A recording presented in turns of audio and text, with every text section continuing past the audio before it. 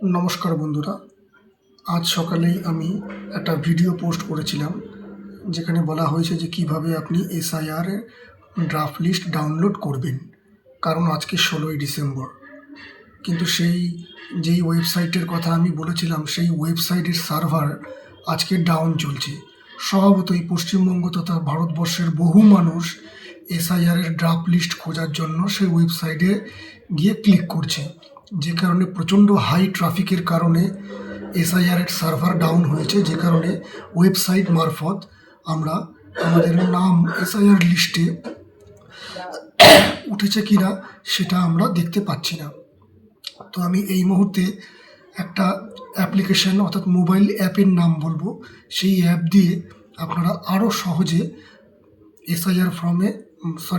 SIR draft লিস্টে আপনার নাম উঠেছে কিনা সেটা আপনি চেক করতে পারবেন।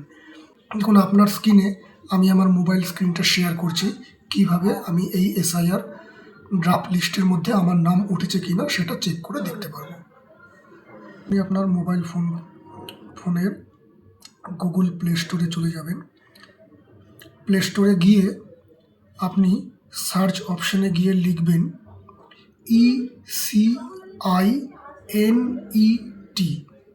ECI net.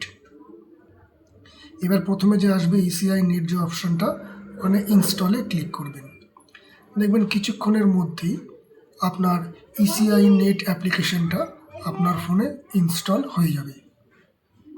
তারপরে এখানে যে ওপেন অপশানটা আসবে, সেই ওপেন অপশানটার মধ্যে আপনি ক্লিক করে দেবেন। এইবার আপনি ভারতীয় নির্বাচন কমিশনের অফিসিয়াল মোবাইল অ্যাপ এখানে এন্টার করে গেলেন। এবার কোনায় এই মানুষের চিহ্নটাতে ক্লিক করে প্রথমে আপনি আপনার মোবাইল ফোন নাম্বারটা এখানে দিয়ে দেবেন নির্ভুলভাবে, যে মোবাইল ফোন নাম্বারটা এখন আপনার কাছে আছে। মোবাইল ফোন নাম্বারটা নিচে দেখবেন সেন্ড ওটিপি অপশান রয়েছে। সেই ওটিপি অপশানে ক্লিক করলে পরে আপনার মোবাইলে একটা ওটিপি চলে আসবে।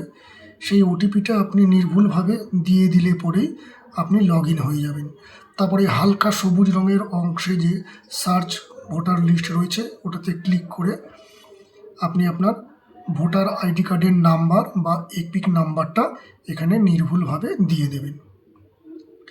দিয়ে দেওয়ার পরে সার্চ অপশানে ক্লিক করলে আপনি দেখতে পাবেন যে আপনার ডিটেলসটা চলে এসছে, অর্থাৎ আপনার নাম এসআইআর লিস্টে উঠে গেছে।